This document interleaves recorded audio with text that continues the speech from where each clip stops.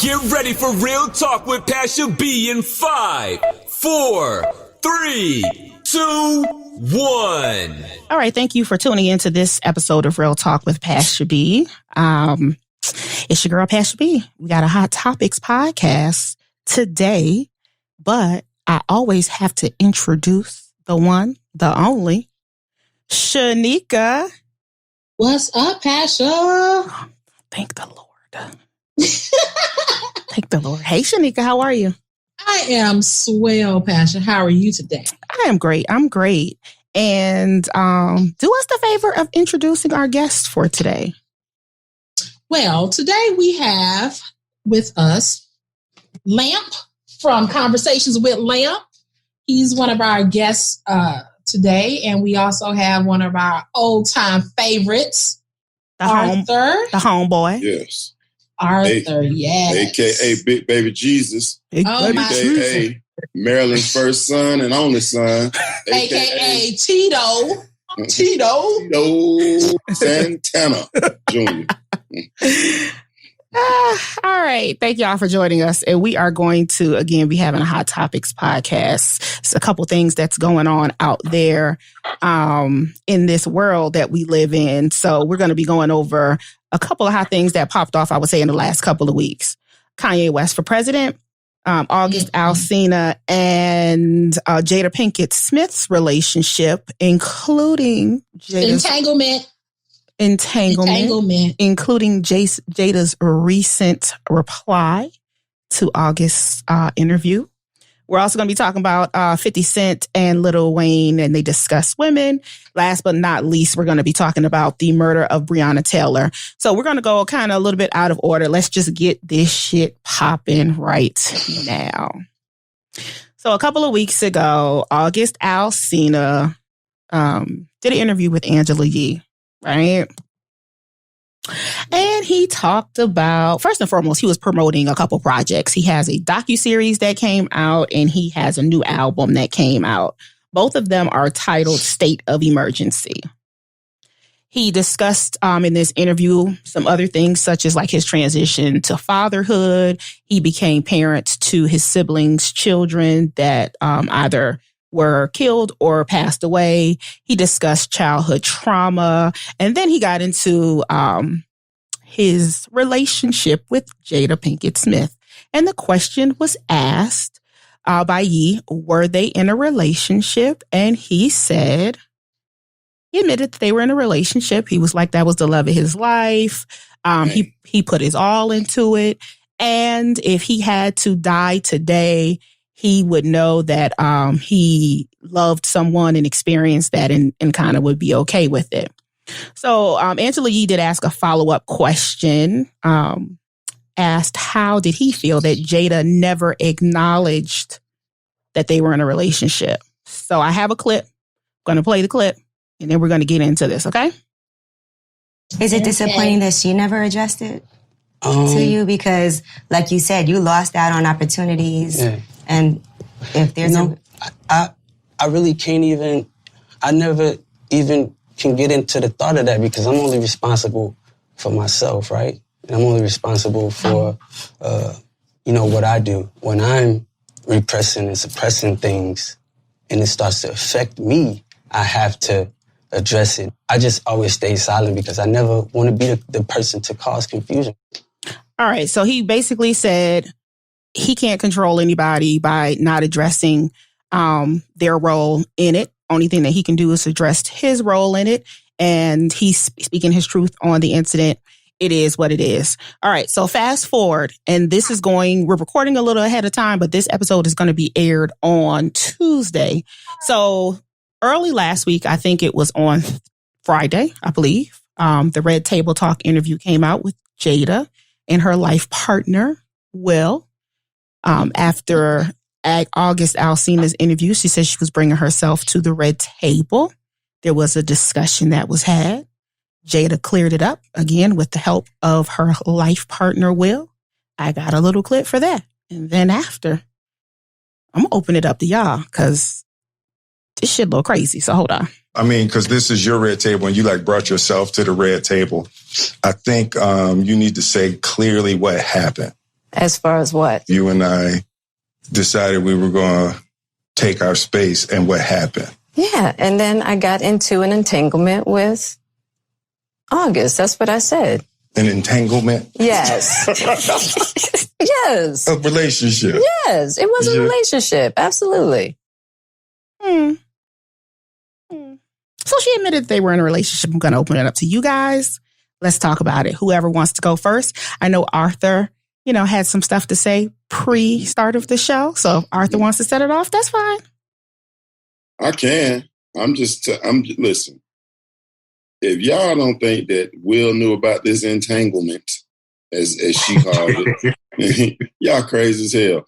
And I told you, like I said before the show, and the bad fucked up part about it is, Will probably had August 1st. And I ain't see that one coming, did you? You see that one coming, did you? See, let me tell y'all something about Will Smith. It's a reason why he got the Fresh Prince of Bel-Air. Y'all know that, right? Tell us, inform us, educate us. Okay, you know who the Fresh Prince of Bel-Air was originally written for, right? No. It was originally written for Tupac. Tupac was the inspiration behind the Fresh Prince of Bel-Air. However, Tupac decided that he wasn't with that Hollywood shit and Quincy Jones. Remember Tupac had told this story a long time ago that Quincy tried him. You know what I'm saying? Now, later on down the line, he ended up dating Quincy's daughter, but he said Quincy tried him. You know what I'm saying? And he wasn't with that shit. So what I'm saying is Will probably was with the shits. And Will let goddamn Quincy play with a little booty hole. And the rest is history. And y'all know it. Y'all know that shit. Listen, be on some real shit. Y'all know. Allegedly. Y'all know. Allegedly. Yeah. But y'all know, goddamn, Will like boys and girls just like they don't like boys. Allegedly, I ain't never been in their room. I ain't never seen him had nobody face down, ass up, or in the buck. So I don't need any of those things. I don't even want to imagine that, but I just know from what I've heard, and I heard both of them. They got an open marriage like that. Okay. Lamp, I'm sorry. Give us your thought on this whole fiasco. And is it even something that we need to be talking about, or is it just kind of, something out there for people to run their mouth about? I mean, the thing is, she opened it up for us to talk about. Now I always find this stuff to be ridiculous. Like, that was a personal, private matter, and they didn't owe us that. But I think what Jada knew, because let me tell you something, I never watched Red Table Talk. And even I watched it yesterday.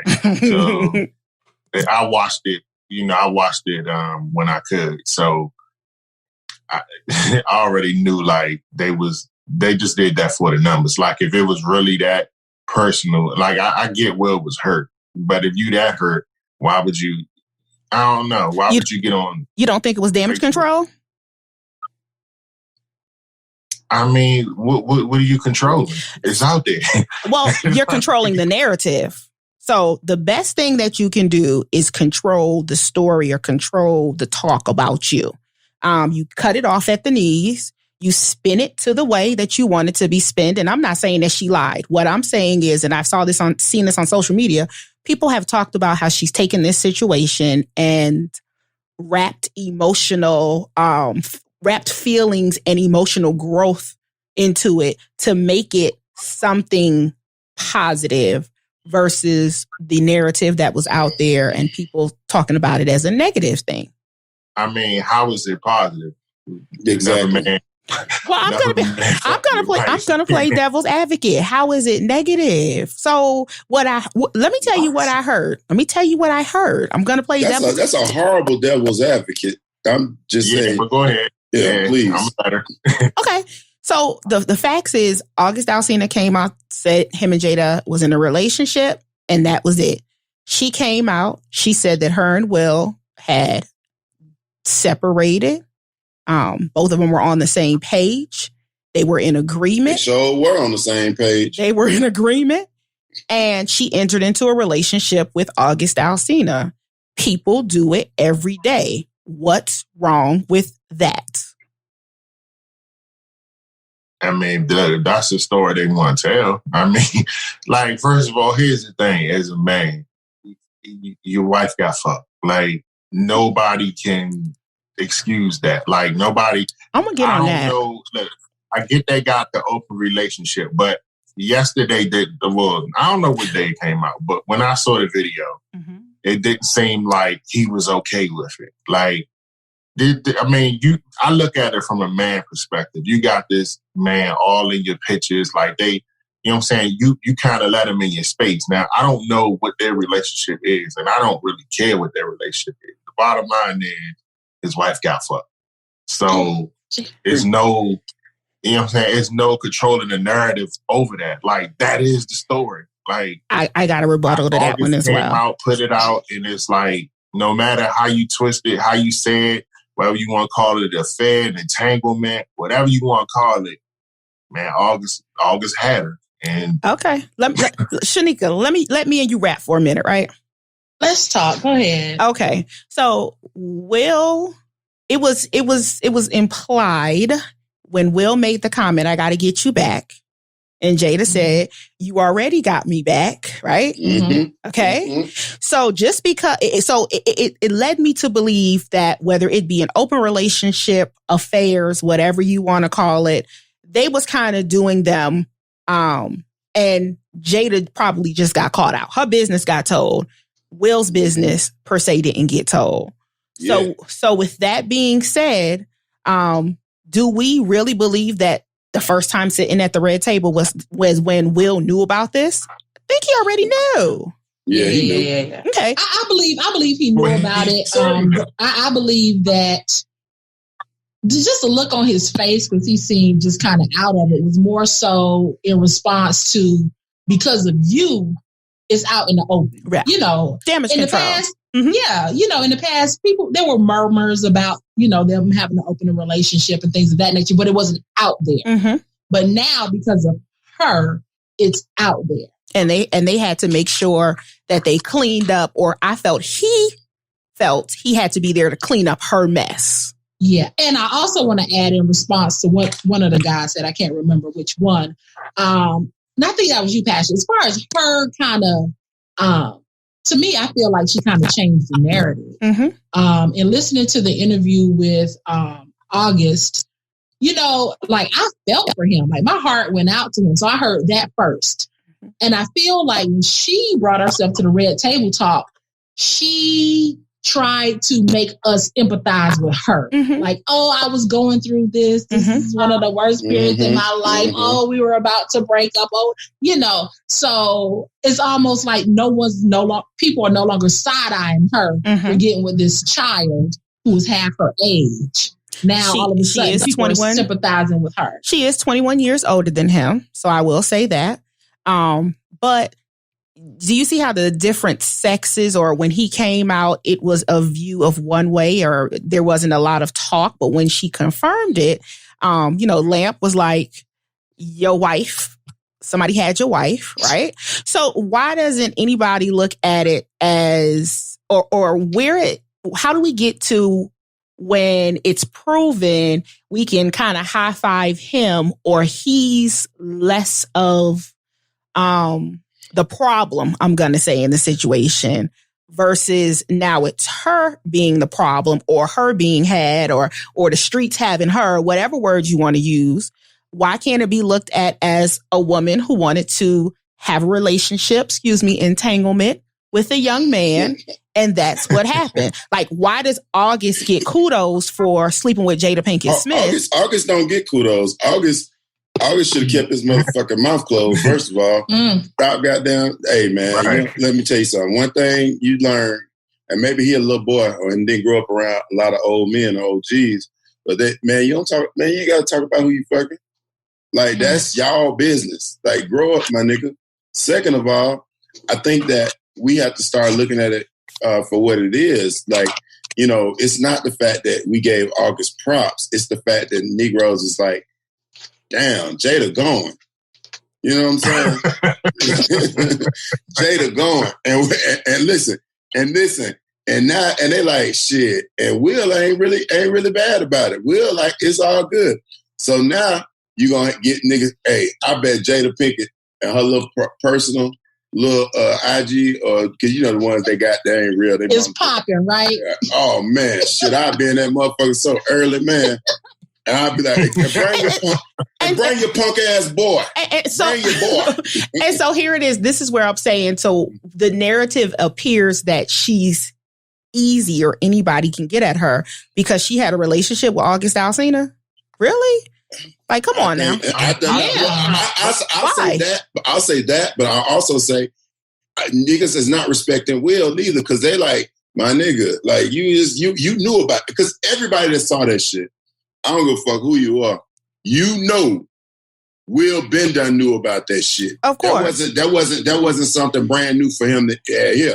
But that's why nigga gonna be like, bring your boy, I'm gonna whoop his ass, and then I'm gonna fuck you. But she made the point saying that no one could have given permission for someone else to get at her. That was something that she chose to do.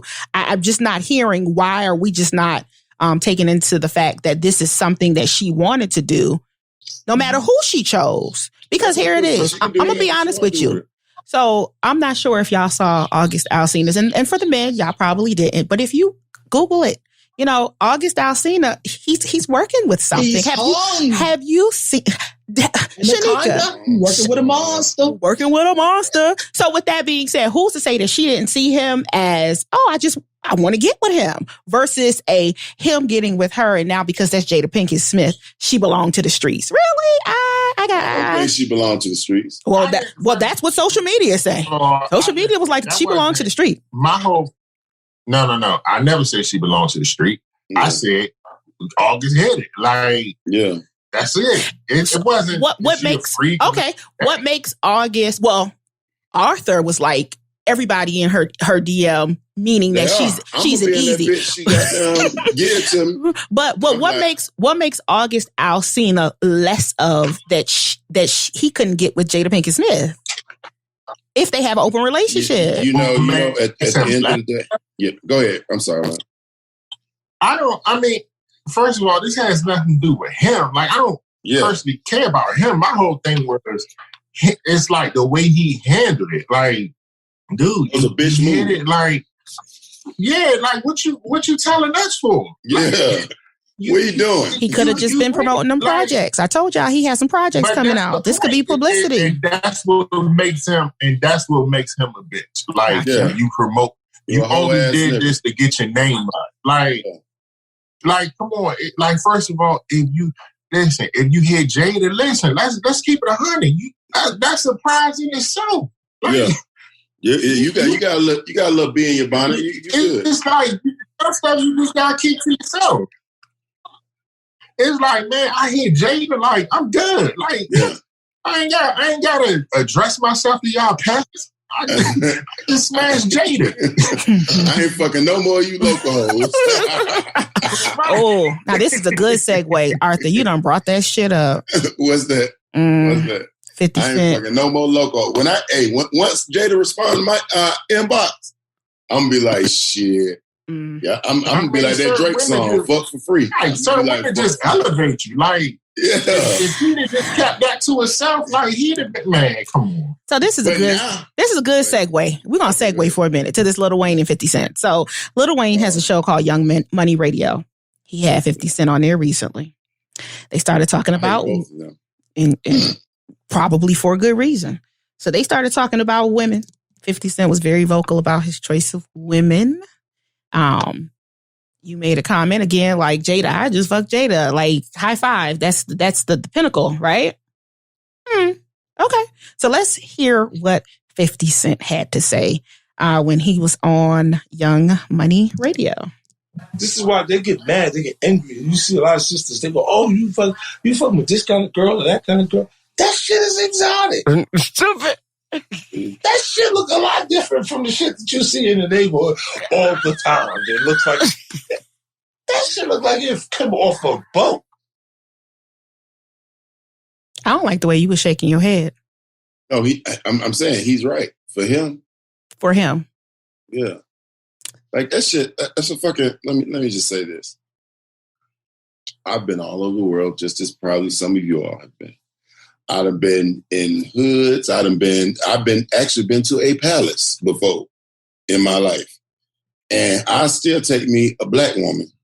See, because the thing was with that whole interaction, it was the fact that they were talking about black women, and I mean, to me, it gave credence to the fact that they like, man, we ain't gotta fuck black women no more. No, nigga, you know what I'm saying? You ain't got to, but you are not going to disrespect sisters to me like that. That shit. I mean, it was disgusting to hear brothers talk like that about sisters. Like, I love me some black women. I ain't gonna say I ain't dabbled before. I'm a bit of a dabbler, but you know, I ain't never. You know what I'm saying? Once I get married at some point in my life, I do want to get married. I don't see myself being able to marry someone that doesn't understand me like a sister does. A black woman, she can understand you. You be talking, hey, you start talking shit. That's why Kanye do what he do. Why you think Kanye do what he do? He ain't got no sister, because his sister would have been like, nigga. And that's all she would have had to say, nigga. You gonna come with that? Sit down somewhere. Yeah, go set your little ugly ass down somewhere. and take off those ugly ass clothes looking like you got them from the goddamn Salvation Army or the railroad depot. Yeah, get out of here. Lamp, what say you? Man, look, you know 50 Cent always saying ridiculous shit, so I really wasn't surprised. Because I think the thing people miss is the women he could be talking about still could be black. Like, they could be like from the Caribbean or something like that. It was just for me, it was just the part at the end when he was calling like black angry bitches. Like, that was what did it for me. Like, that's what did for me. You know, because the whole exotic thing, like, I mean, look at Rihanna, she's exotic. Like, he could have been talking about Rihanna. You know what I'm saying? Like, and he mentioned both. So clearly these women probably coming from like the Caribbean, which would make them like a darker skin. Like, every woman I've seen 50 with has been like a black woman. So no, his second baby mother is not black. Well, not fully black. I'll tell you that. And she not black. Like, her last name, she's like from she's Filipino or Filipinian or whatever. Like, she's from the Philippines. Whatever the fuck. But she got black. But she got black in her though, right? So, yeah, once 50 put that dick on her, she had a lot of black in her. Nah, I'm saying one of her. No, but he made the comment, and just like you guys said, he made the comment by following it up saying, sisters say. So that's when he differentiated. He was talking about black women versus these other women who he considered to be exotic. He also, I'm not sure if the clip played it, where, it did. This was something that we didn't see in the hood. You know what I'm saying? And it's okay. Love who you love. But that's the thing. 50 Cent said that, and I've heard 50 say similar things about black women. And I've heard Lil Wayne say things about black women in the same fashion. Mm-hmm. You know what I'm saying? So when I heard it, I understood the context of it from previously. You dig what I'm saying? And that context was like, these motherfuckers really are like they it's still that slave mentality, right? You get you a white girl and all this other shit, and you feel good about yourself. And listen, nothing is wrong with falling in love with the person that you love, but don't put an excuse behind it. Like, they are literally, it looks like they're literally seeking out reasons to love and to, be with someone that doesn't look like them. And that is just the worst, that's the worst kind of nigga ever. Because you self-hating. Yeah. It's your mama, your auntie, your cousin, all that shit. And his grandmother that he said he loved to death, But because it's always a comma behind, or a comma, and then it's a justification of why is it or what's wrong with the black woman. Speak your piece, let your truth be your truth, and put a fucking period on the end of it. Don't talk bad about black women all goddamn day, but guess what? That's for me and her to goddamn. That's for me and my friends to talk about. I ain't gonna talk about to the whole world about how goddamn motherfuckers don't like cleaning their house and goddamn doing all this. Like, look, shit. Me and my partners talk about this shit, but the whole world ain't gonna know. They're gonna be like, man, that nigga down for the sisters. I'm like, I am down for the sisters, but these motherfuckers can be lazy as a motherfucker. I had a teacher guy. No, seriously. This one young lady I was talking to, maybe because she was young. What age? Let's ask. What age? She's 31. She was 31. Okay.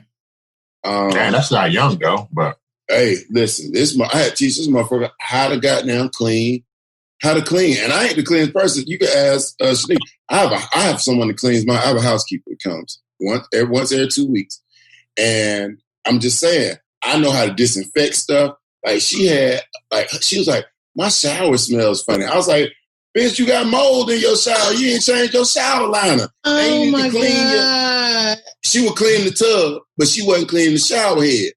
And I was like, go get you some CDLR, put that shit up there, sit in there on the bath for about 45 minutes, take it out, run that shit hot. Then, just simple stuff, right? But the thing is, I ain't gonna tell. We folks. I ain't gonna tell a name or nothing like that. And I still love black women. So what you're gonna say is you're not gonna use those possible negative experiences with black women to justify why you would date another race. I get it. I get it. She wasn't changing her shower. The reality. Look at, first of all, you kind of got to look at the two guys who was having a discussion. Mm-hmm. Like. Would you, are those two guys you really want to be with anyway? No, but I will tell you, but these are two guys that are having influence. So that's where I say, whether they want it, yes or no, they have an influence and they can create, like we were talking about before, narratives, and they can create thought process of younger men that would think that a black woman is not worthy because they're not, air quotes, exotic enough. I get that, but my whole thing is this. I'm gonna sum it up with this. If you taking your advice about women from 50 Cent, Lil Wayne, you losing anyway. So next topic. I guess that's a PSA to the young folks. Those are not two people you need to be listening to when it comes to women. If you talking about making music and touring, yeah, by all means, reach out to 50 Cent, Lil Wayne. If we talking about social issues and how you dealing and treating women, man, please don't reach out to 50 Cent, Lil Wayne. You set yourself up for failure. So, whatever. I feel this way, right? I feel as though everyone has something to contribute. All right, I'm a firm believer. Everybody has something to contribute.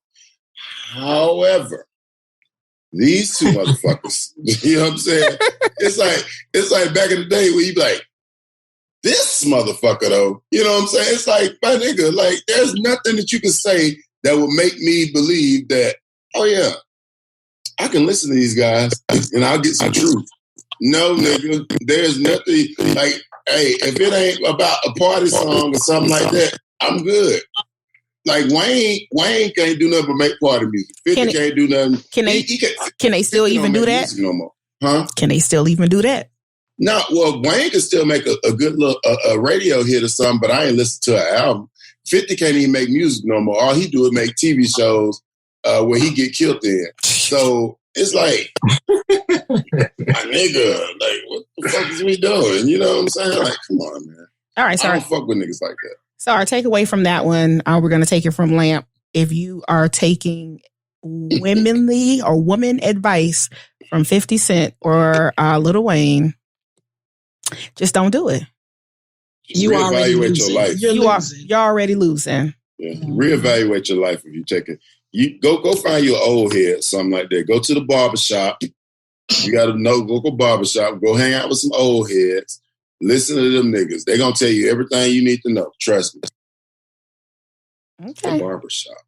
It goes down at the barbershop. Well, see, I know, sisters like, okay, see, like Shanika, she got a little short hair and she go to the barbershop. Niggas don't talk the same in the barbershop. Like they don't. They like, don't. And I'm there for the tea. Oh, okay then. All right then. As soon as she leave, That big motherfucker was fine, boy. Hey, I tore her ass up. Whatever. Boy, that motherfucker there. Hey, we saw the other bitch that walking. Man, niggas will talk when you leave, but when you got that walk in, they be like, how you doing, sister? Have a seat. Yeah. You next. Yeah. I know this shit. Man. And I want to be there for the tea. I want to hear the conversation. Listen, my barber, and it's a shameless plug, but it's the real deal. The barber loft right next to the Slutty Vegan, right? Ron, the best barber in the city of Atlanta, Ronald Jones. We go sit there, and you know what we do? We watch all them goddamn women go to the Slutty Vegan, and the line be all the way up the block. And all we do is sit in there and drink and get out. You know, you get your hair cut a long time ago. I was about to say, you only got so much hair now. I need a haircut now, though. That's why I'm in the head. But we sit there, we watch all the fine women. Some of the things that we say, it disgusts me. I am so appalled by the things of, like, oh my God, I can't believe this. Oh God. Hilarious. You eat what? Oh my God. So I'm sorry, ladies. That's fine. Subject you all to that. That's fine. But we're gonna move on to Mr. West. Who? Kanye. Kanye for president. Kanye for president 2020. The birthday party. The birthday party. He's running under the banner, the birthday party. Kanye West announced on the 4th of July via Twitter he was running for president. Well, he has decided to take guidance from Elon Musk. I love Elon Musk, though. Okay. He's already selected who his vice presidential candidate would be. He also announced that he no longer supports Donald Trump. He's taken the red cap off. He also says that he's okay with siphoning off black votes. And I quote, to say the black vote is democratic is a form of racism and white supremacy. He also shared that he has never voted in his life. He was sick with COVID-19 in February, and this is all from a Forbes magazine. He believes that you should be suspicious of the coronavirus vaccine. I believe that. He coined it the mark of the beast. He believes that Planned Parenthoods have been placed into cities by white supremacists to do the devil's work. I agree with that. That's true. Okay. Let's talk about Kanye West for president. I really don't even have an issue with it. My concern is, because you can do whatever you want to do, right? The issue is the people who are going to vote for him. So you can't fault him for throwing his hat in the ring. But those individuals who are going to elevate him, encourage him, and push him forward, those are the people I have a problem with. So same thing with Trump. I don't have a problem with Trump. I have a problem with the people who put him in that position. He's just doing what he does. Kanye is doing what Kanye does. Whoever supports him to put him in that situation, they're the problem. Lamp, you went all the way back, so I need to segue to you. What you have going on? What you thinking about? Oh man, it just shows where we at as a country. Like we could be going from one clown to another one. It's just there were times where I did like Kanye, and Kanye, everything he says is not wrong. Like he does say a lot of factual things. But come on, president, like nah. But then you have to ask yourself, but what's the difference between him and Donald Trump? There is no difference. That's what I'm saying. You can't. That's the problem. It's like Donald Trump wasn't qualified to be president, but he was, and I would personally feel like Kanye is a little more qualified than Donald Trump, but that's not saying much. So, man, I don't know. Look. Lamb, how do you think he's a little more qualified than Donald Trump? I think Kanye is a little smarter than Donald Trump. Do you think he's way more qualified? I don't like. First of all, their level of qualification, one is 0, and the other one may be 1. So it's like okay, so this is not a broad range, right? So It's not like they're both failing. Yeah, listen, Kanye West. I don't think there's anything he could do to get my vote. Whatever other people decide to do, that's your right. And if you choose to cast your vote with Kanye West, I don't know what to say. Like that's kind of speechless. I mean, look, that's your vote. I respect it, but he absolutely will not get my vote. Gotcha. So it's. Let me just say this.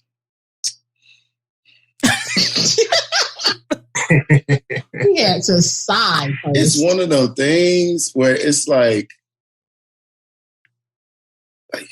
it's Kanye West, dude. Like, and I told people this once before. I said, well, you always talk about Kanye is crazy.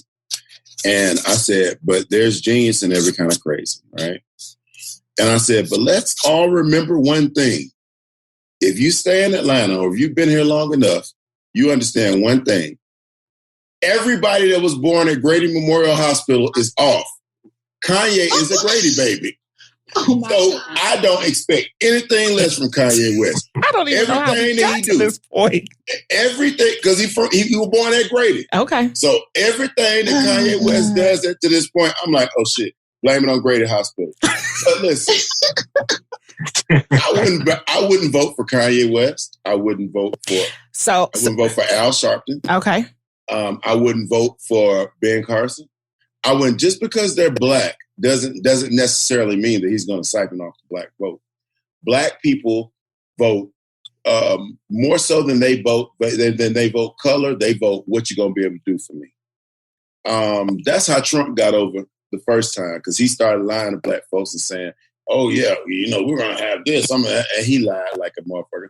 That HBCU money and shit that they said he gave to, that was already appropriated in the Obama administration. He just signed off on the shit. He didn't do that. So, I mean, I'm not going to go from having a retard in the Oval Office to having a schizophrenic retard in there, because he's schizophrenic. Like, he's bipolar. Kanye West is you're going to have a bipolar retard in there. He's bipolar. Stop saying the R word. No, Kanye's retarded. He's not special. He retarded. And Donald Trump is a geriatric retard. He's going to get us kicked off the air. No, you just got to say, these are not the thoughts of Real Talk with Pastor B. Yeah, well, they my thoughts. He a geriatric retard. Think about it. Yeah, think about it, man. Come on, guys. Like, anybody who even entertained the idea. Elon Musk, I love Elon Musk. But guess what? Elon Musk having fun with Kanye. Because he's like, I'm worth billions and billions of dollars. Kanye's worth $1 billion. Elon Musk is like 27 Kanye's. You know what I'm saying? So it's like, I'm gonna laugh at this. Hey, it's like a joke. Well, we can't. Nah, I'll say this. I believe Elon Musk is dead ass serious about supporting Kanye. I don't. Nah, they both. You got to think those people with those weird, strange. Oh yeah, okay. I see they tend to stick together. Yeah.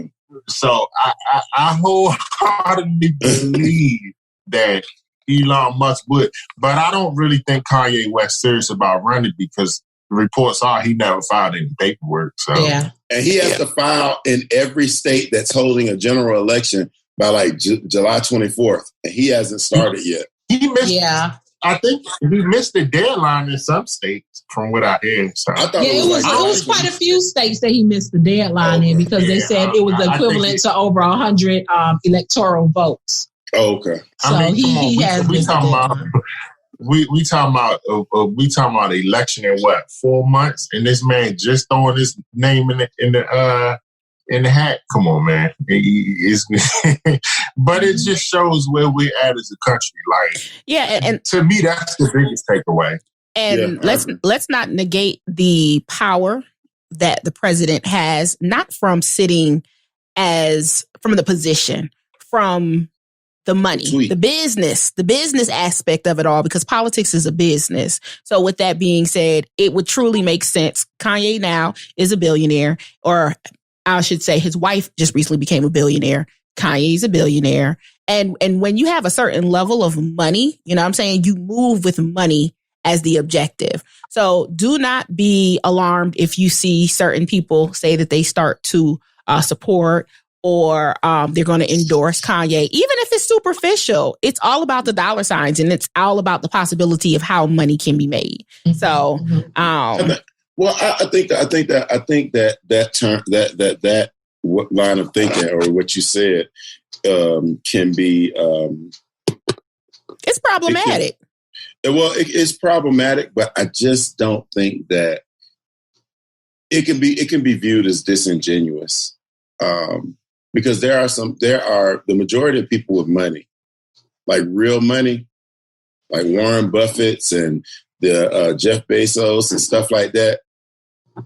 They don't tend to vote with.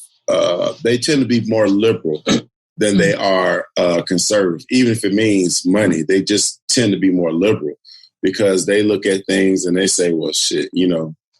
I mean, if I don't have if I don't have like these little people, I can't make money.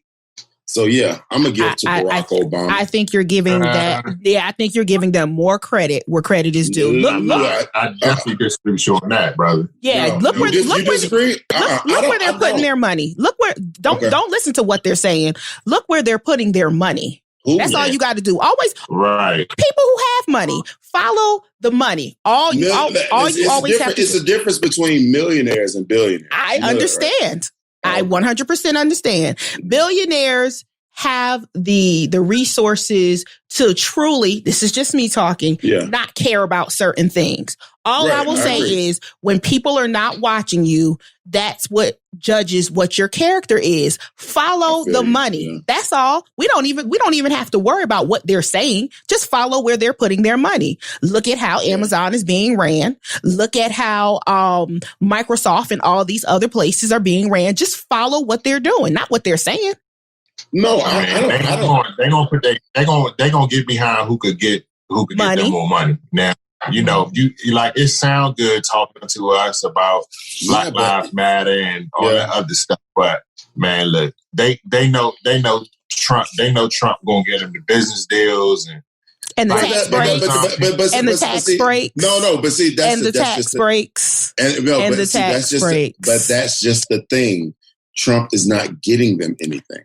He's not. No. Like, listen. So are you saying that this current administration has it? Let me tell you something. Walmart, their stock is dropped. Before this pandemic, Walmart stock had been down. But I'm gonna tell you whose stock ain't been down. Who? Amazon. Of course, because we sitting our ass at home. I get at least 3 Amazon deliveries a week. But what I'm saying, me too. But what I'm saying is, the thing is, when you fuck up with China and those Asian countries, and you fucked up with Mexico, the people with the money is gonna be like, my nigga. So Trump ain't doing shit. You know what I'm saying?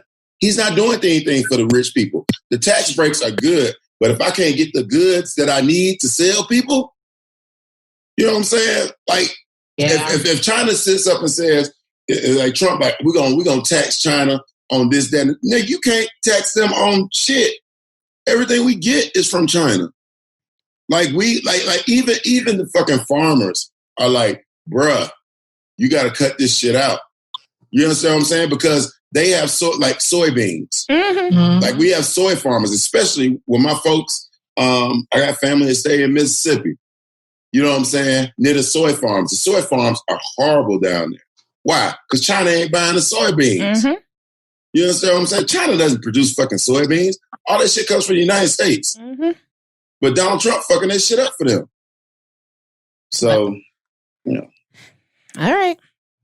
I don't believe this fucking. I don't know. We were talking about Kanye. We were talking about Kanye. Let's go back to the colored guy. So basically, in a nutshell, I think. Go back to the nigger. I think in a nutshell, we could possibly be taking Kanye for president not as serious for a facet of reasons, because he hasn't probably done what he needed to do to enter the race properly. Because Kanye, as you said, I'm not even going to use the word that Arthur said, but Kanye, is not there all the way. So, so taking him seriously for president, I don't know. Scale of 1 to 10. Scale of 1 to 10. Everybody. Ooh, 0. Kanye for president. 0 by Lamp. Shanika. Compared to, are we comparing to anybody or just him? Compared to Trump. Kanye for president. Whoever you want. Compared to Trump? My answer will be 0. Compared to Trump, I think I'll give him a 1. 0. You can compare him to whoever. It's a 0 for me. Yeah, 0. I give him negative numbers. Listen, I'm from DC.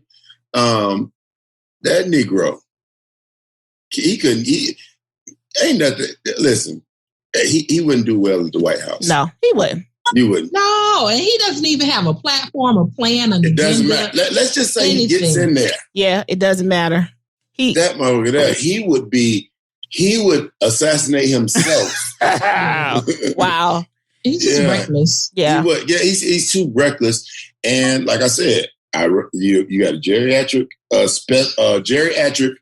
mentally challenged person in the White House now, since I want to be politically correct. And then we got a bipolar, mentally challenged person that's running. And it's like... And then we got Joe Biden. And then we got Joe, who's just slow as fuck. I love Joe. Oh Joe says, no, wait a minute. No, we ain't going to get on dumbass Joe. No, let me just say this. Joe said some shit that was some real shit. And if a nigga would have said it, y'all motherfuckers would have goddamn been like, he sure is right. But Joe said, if you black and you vote for Trump. We ain't going to do it.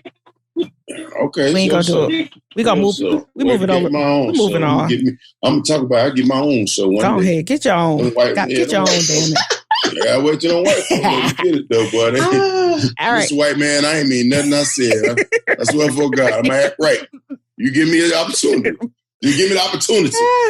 I'm gonna be betwixt the lines. I like that. Let's get on to a real important topic. I think about everything that we've talked about today. This is the only important topic. The murder of Breonna Taylor. And what I'm going to do is just break down the timeline for you guys. And then I'm going to open it up and we're going to talk about it. All right. So it was on March 13th. It was shortly after midnight. Louisville police officers executed a search warrant. They used a battering ram to enter the apartment of 26-year-old Breonna Taylor. The police had been investigating 2 men that they believed were selling drugs out of a house that was far from her home. And the judge also signed off on a search warrant to search the residence because they believed that packages had been delivered to the apartment. The warrant that was signed off on allowed for a no-knock warrant. So that means that the police didn't have to announce who they were before entering the apartment. During the altercation, her boyfriend, Kenneth Walker, so they came in. There was some exchange of gunfire. The boyfriend, Kenneth Walker, also discharged his weapon, resulted in injuring an officer. And due to this altercation and this search, Breonna was murdered. Right? Kenneth Walker's a goddamn hero. Go ahead. Yep. Mm-hmm. What is now known, black man. What is now known that prior to the incident, there was an investigation done by the post office, which determined that there were no suspicious packages being delivered to the home. Also, the family lawyer stated that by the time they entered the apartment, police had already located the main suspect in the investigation. He was already in prison. He was already in custody. Mm-hmm. Subsequently, Kenneth was taken into custody and charged with attempted murder, but he was later released. 2 months later. Yep. And when this podcast airs, because it's going to air on Tuesday, July 14th, it would be 123 days since Breonna Taylor was murdered. The 3 officers involved, only one of them have been fired. and no one has been arrested. Now we're going to talk about it. I'm sorry, did I selling the y'all? Did I bring the mood down? Because y'all are straight faced. Yeah. I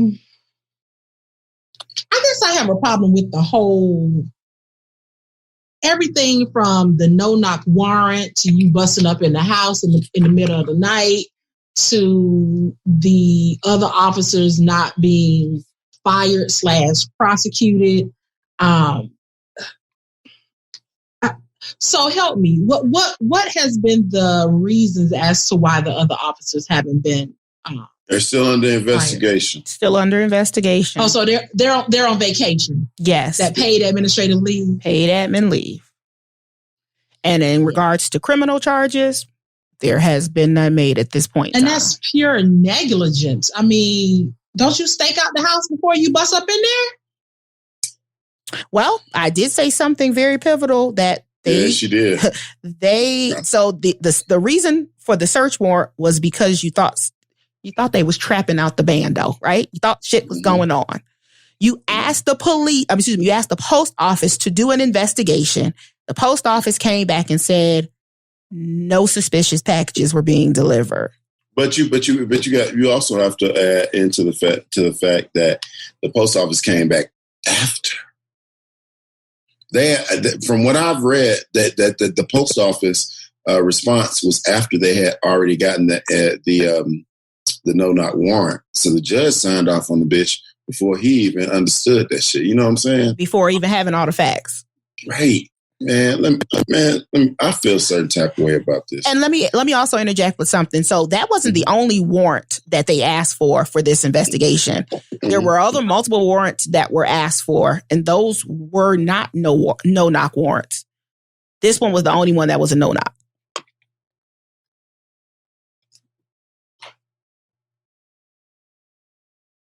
We can't be silent on this, y'all.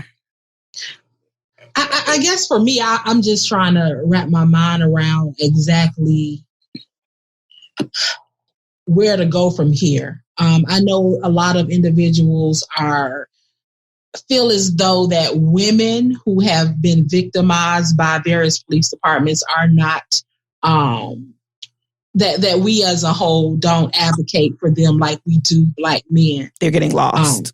They're getting lost in the system. So I think that's a thing. But I've been seeing a lot of postings about Breonna Taylor on social media. I'm just not sure, exactly where that's going, the direction it's going. I honestly think the whole police department needs to be investigated as a whole. I think initially I have a problem with the no-knock warrant. Kentucky is I think an open carry state or something like that. What do you think gonna happen? You bust up in somebody's house in the middle of the night. The firearm was legal that he had. Even if it wasn't legal, guess what? He was in his home. So that's what I'm saying. That's my whole point. We're in Atlanta. We're in Georgia. Mm-hmm. If somebody busts up in here in the middle of the night, and you should expect to get shot. How about that? Police officers, you should expect to get shot. So the fact that you all have a no-knock warrant as a process, that shouldn't even exist to me, especially in the middle of the night. And then you at the wrong house, the person already in custody, the whole police department needs to be shut down and investigated because the ball had been dropped multiple times across the board. And they need to reevaluate this paid administrative leave. I just have a problem with the overall process. Well, a couple of side notes, right? So the chief of police in Louisville people have been complaining about him for years, right? He was already set to retire in June. Once this story came out, they was like, all right, my nigga, just pack your bags now. We'll prorate your ass. We'll figure this out. Yeah, we'll figure this shit out. Hey, we appreciate you. You've been good. get the hell on. So the city of Louisville has always had issues with their police chief and their police department. Second of all, and I can't reiterate this enough, and he could probably co-sign on this as well. I think that as Black men, we need to be like Breonna Taylor's boyfriend. Yes. It's far beyond the realms of normality for us to say that this was okay, right? It's not. That's just not normal. Like, this is not okay. Mm-hmm. Like, that man should not have spent a minute or an hour in jail because he didn't know. Absolutely. He didn't understand what the impending threat was. I don't know if you a police officer. They're in plain clothes. Exactly. Clothes. But you can arrest him with no problem.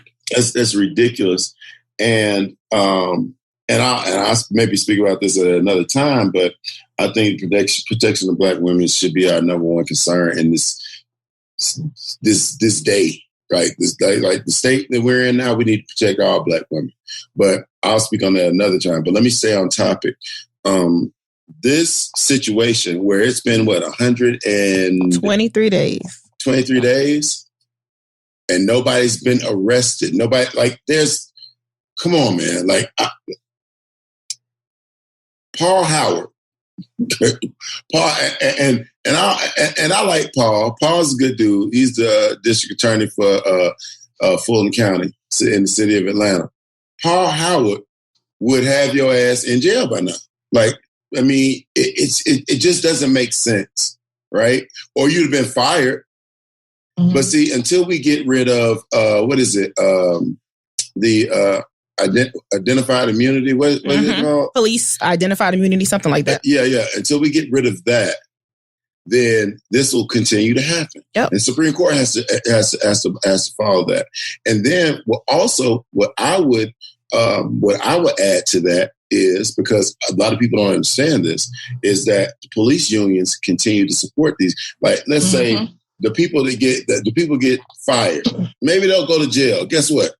At some point, they still get an opportunity to protect their pension. Mm-hmm. No, if there needs to be something in the unions or something that says, hey, if you get found guilty, or if anything like that gets caught, guess what? Your pension is gone. It goes to the family automatically, because then the police officers will think twice. Second of all, I think that I don't know which of all I was on, but then I think that we need to start paying these policemen more money. If you start paying these motherfuckers make like $37,000, $40,000 a year, probably. Mm-hmm. What the hell can you do with $40,000 a year? And they say, oh yeah, you here to protect and serve. No. And not only are they there to protect and serve, they are playing as therapists. Which they don't have licenses for. They're playing as priests. They're playing as custodians. They're playing caretakers and caregivers and everything. So you're expecting someone who makes $40,000 a year, entry level, to wear all these hats, that only went to training for what? How long, Shanika? We did the math. Maybe about 5 months, maybe. It's about 6 months followed by field training. Overall, it's about a year. Yeah. And what we learned is to be a master beautician, you're in school longer than to be a police officer. So they don't even want you cutting people's hair until you get thousands. Strippers have more goddamn training on the pole on amateur night than damn police officers do. Wow. You're putting first of all, you're putting fearful. And let's just be honest, you're putting fearful white men out there to protect communities that they don't have a connection with. And they're already afraid. And and for the most part, the psychological evaluations are a joke. Yeah. I know 2 police officers right now. They're my partners. And I was like, if y'all wasn't my partners, I would goddamn, hey, y'all niggas is the worst.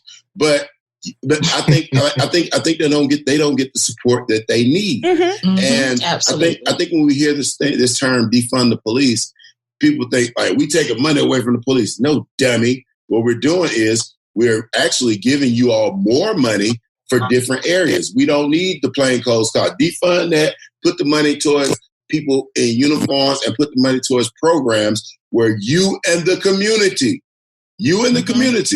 can become, become one. Let people, like, I think in our community, they always tell people, hey, man, stop snitching.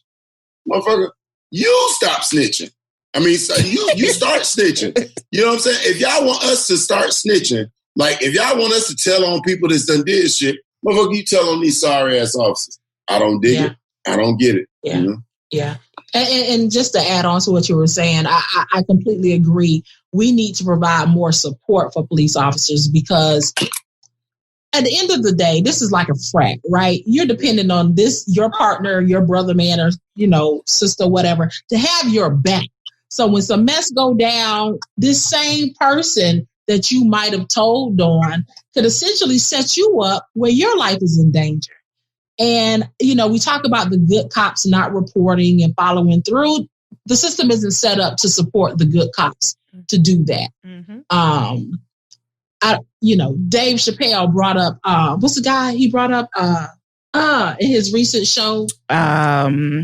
The ex-officer out in California. Yeah. Oh, yeah. I can't think of his name. Michael something. No, it's not Michael. I thought it was something. Daniel. Y'all talk. I'll get the name. But ultimately, at the end of the day, they don't get paid enough money. There aren't any avenues set up to support those good officers who are trying to do the right thing. Ultimately, and I think at the end of the day, police agencies are set up. They're doing what they were set up to do as far as policing us. And there's no accountability for the mess up. Like I said, some occupations, I think, was it Chris Rock who said, some jobs you can't afford to mess up. Like you can't mess up. You can't mess up. Yeah, right. If you're a pilot, no, I don't want to hear, your score was 50%. You can't even be a 95% accuracy as a pilot. I need you at 100%. Yeah. I know. So same thing with police officers. I just think in this particular situation, the whole agency failed because it makes no sense how the process, you bust up into somebody's house at midnight in plain clothes. The fact that old boy even got arrested for protecting his abode, it's a game. The fact that you at the wrong house, the person already in custody, the ball was just dropped so many different points. That whole police department needs to be shut down. And I saw an interview with some behind the scenes, Breonna's mother, who said that when Kenneth called her and told her something happened, she came to the apartment complex. She wasn't able to enter the street or go down where the apartment complex was. It was cautioned off and blocked off by police. They told her that her daughter... No, they didn't say her daughter. They said that a female, I believe, and somebody else had been taken to the hospital, and which led her to believe that Breonna was in an ambulance going to the hospital, and that's where she went. And she sat there for hours before it was confirmed that her daughter was not there. Her daughter was back in the apartment, and of course, she had been dead for hours. So, Christopher Dorner, side note. Chris Dorner, yeah. Yeah. So Chris Dorner. I believe that there is they messed up on that. Like, you gotta call a spade a spade. That somebody messed up, somebody dropped the ball, whether it was purposeful or not. Requesting negligence. There was negligence. There was negligence across the board. And at the end of the day, somebody has to pay for that. There is no sugarcoating it. There is no getting around what happened. You killed an innocent person for we're going to say no rhyme or reason, or you weren't justified. You were negligent in the act. And just like we're seeing that happened with the George Floyd situation. Or even old girl in Texas. Sandra Bland. No. The police officer who busted up and killed the guy. She thought it was her apartment. She didn't motherfucking think that was her apartment. That cracker knew what the fuck she was doing. What I'm saying is, same thing. She got arrested. Negligence. And negligence. I hope that goddamn judge, that coon judge, that gave her a Bible and his coon ass friend, and they Haitian, so I feel like that's part of me because my family said, listen, I hope that coon ass judge and his coon ass Haitian family, they can't even come back to the island. But I hope them motherfuckers feel so sick to their stomach when they got, I'm gonna give you a Bible and I just want to hug you. Bitch, I don't hug you. You ain't gonna bring back my brother or my son. That's ridiculous, man. I think time is up, man, for Black people to always turn the cheek. Man, I only got 4 cheeks on my body. and I ain't turning damn nutter. Not a damn nutter. And you said something important about turning cheeks. So Shannon Sharp said something recently. Yeah, oh yeah. He's my favorite person on TV right now. Black people are tired of turning their cheek. And it's time for, I'm just going to use the word, it's time for white people to be accountable and not expect that you're going to get the same reaction from Black people who have been turning their cheek year after year after year, decade, century and century. There has to be some accountability and some repercussions for your actions. So we're going to stop turning our cheek. We're going to stop not emphasizing what's going on. We're going to stop being quiet. And as Arthur said, time's up. Yeah, time is up, man. I think that, for the most part, I'll say this, and this may be controversial with a lot of Negro men, and I don't give a damn. I'm going to say it.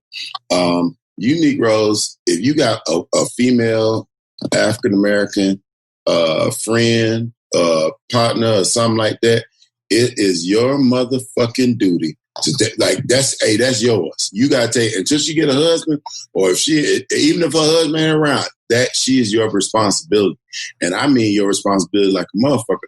And I'm saying this to the fact that, if she going to the doctor, you going to the doctor, because that's where they killing our women at these motherfucking doctor's offices.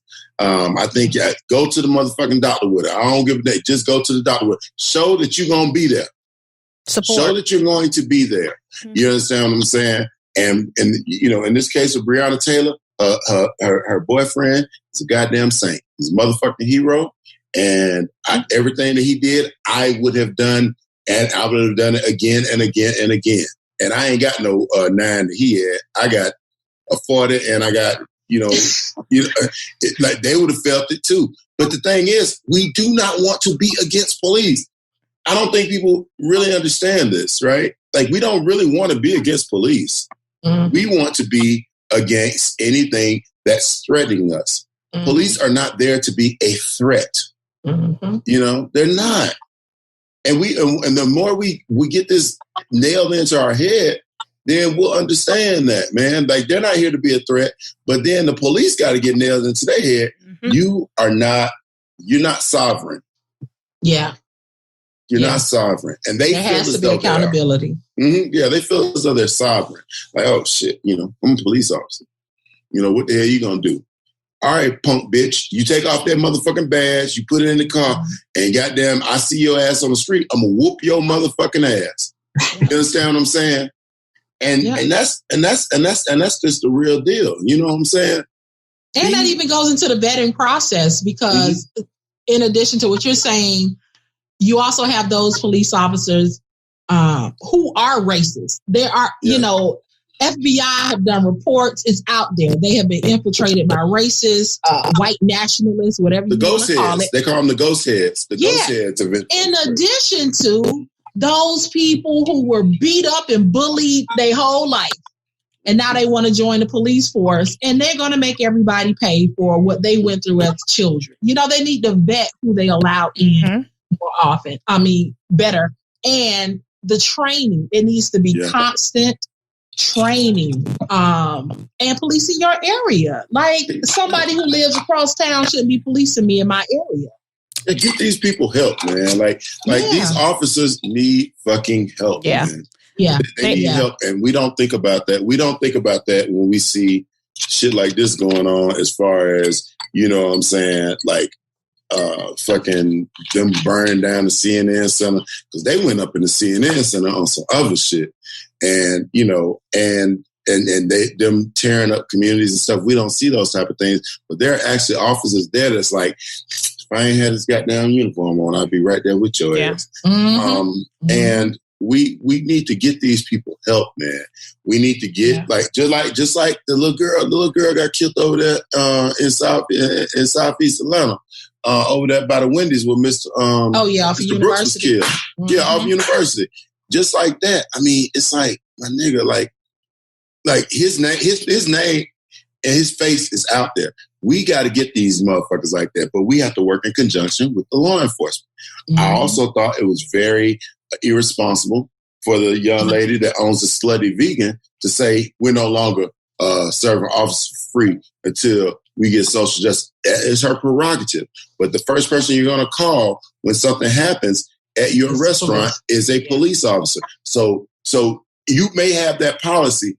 You do not need to be, super, like it's not your job to be as militant when you're a business owner. You have to do things in a certain manner. And like personally, you can be however you want to be. You understand what I'm saying? But as a business owner, you shouldn't do that. You know what I'm saying? Like we shouldn't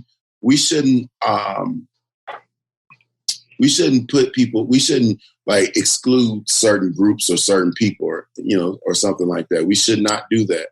But what we should do is try to work with the motherfucker. Like I'll work with anybody. We have to work with them. Like except for Trump. Yeah. And what I will say also is that police officers who are fired from other areas, especially for misconduct, they should never be able to get a job. They should not be able to get a job back in law enforcement. Like if you broke that code or you were fired for being negligent, you should not be able to go to another state or go to another county and get another job. Like that cycle or that process is not going to stop. Just because you're no longer working for them, you're working for someone else. And Shanika, you mentioned it. There are people that are purposely entering law enforcement to do what is being done. You know what I'm saying? Yeah. For their own personal reasons. And that has to be examined and looked at more. And the continuing training and the community policing and having to be part of a community that you are supposed to be protecting. You need to be a part of that community. You need to be living in that neighborhood. You need to be seeing these people every day. I'm not even going to say these people. You need to be a part of these people. These are your people. You're a part of the community. It's a community effort, and I just think as agencies overall, unfortunately, all of these bad apples are getting all of the shine. And, some of the, and I'm going to use the term good officers who may not have the resources in order to, separate themselves or to report those bad officers. They're getting thrown in, lumped in together. And it's not fair, but it's the agencies overall. They just need to do a better job of vetting, training, and providing resources and support for their officers.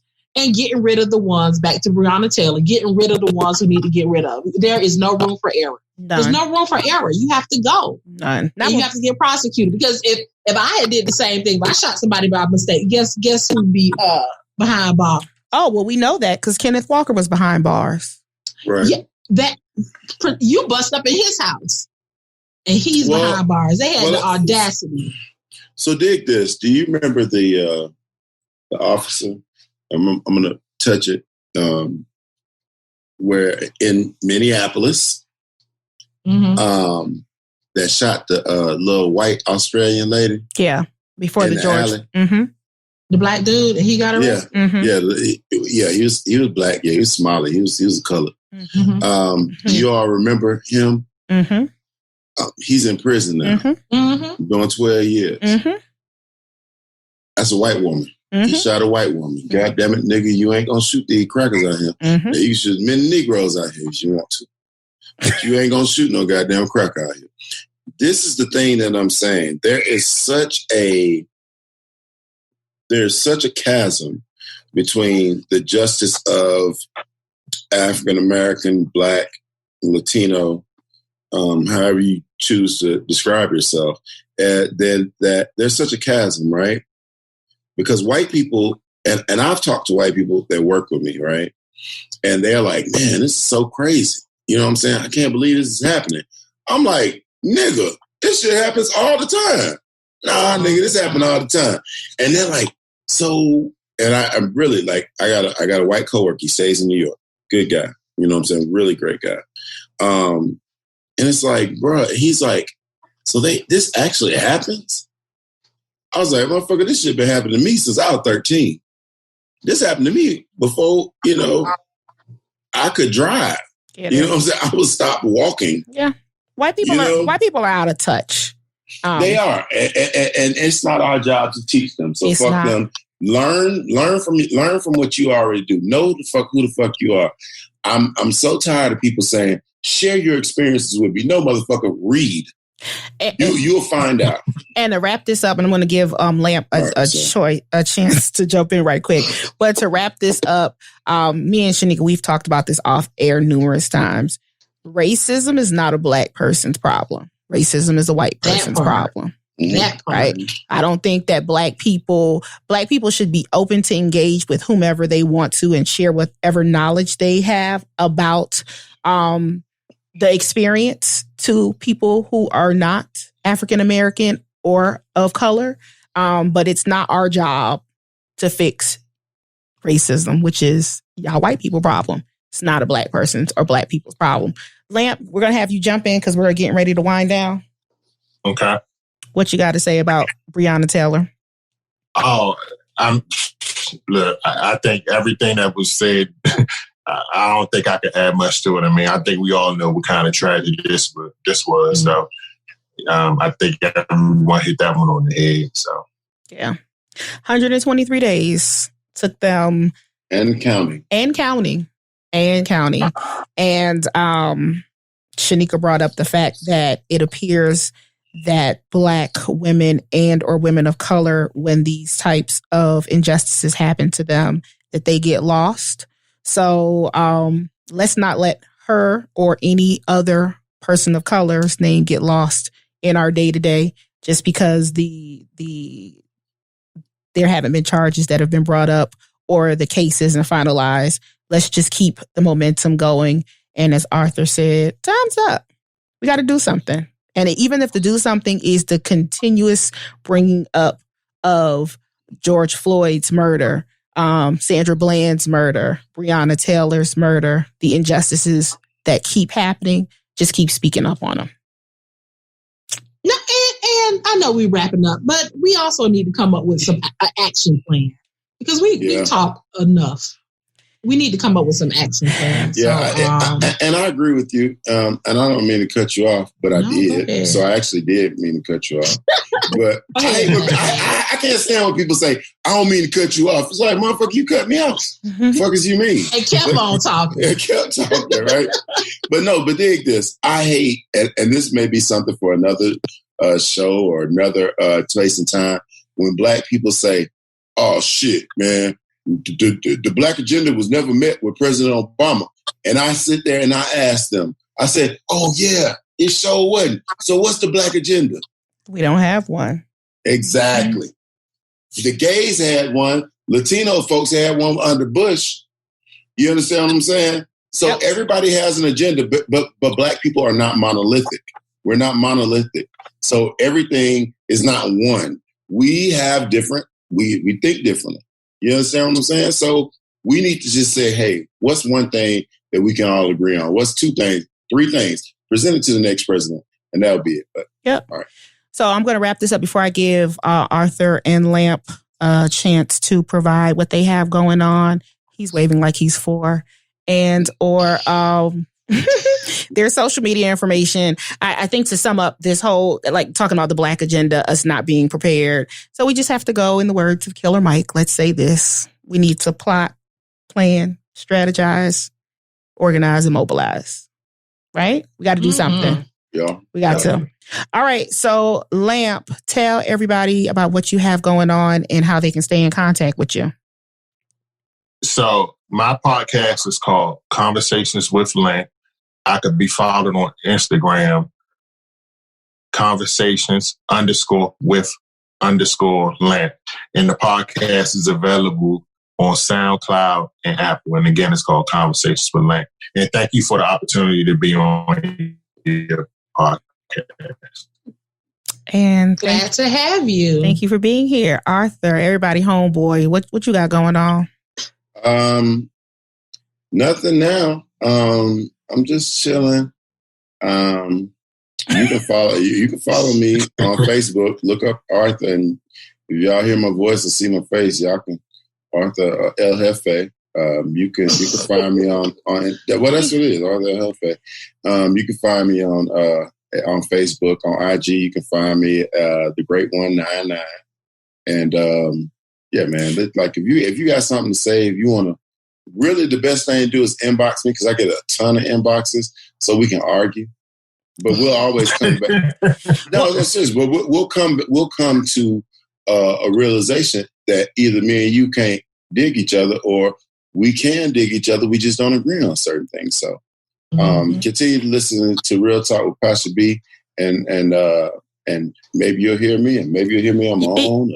And you will hear him in the future. I will say this, that Arthur just did a session. Shanika has a nonprofit, and Arthur did a session, the summer sessions, where he talked about, I believe the topic was vocational training. Vocational technology. And how to maneuver. And this was very important, I would say, for everybody, but especially for the younger people, how to maneuver the workforce without necessarily having to go the traditional route of going to like a 4-year college. You can make that money, you can get that bag if you know how to go about doing it, and it's not necessarily from, again, the 4-year college route. So Arthur, I'm a stripper pole neither. And not from a stripper pole. Arthur, I ain't stripped since like 2005. And every time he's on, I have to cut him off. So I want to thank you guys for hanging out with us today and talking about these hot topics. Of course, Shanika, thank you for being here. And until next time, y'all, peace.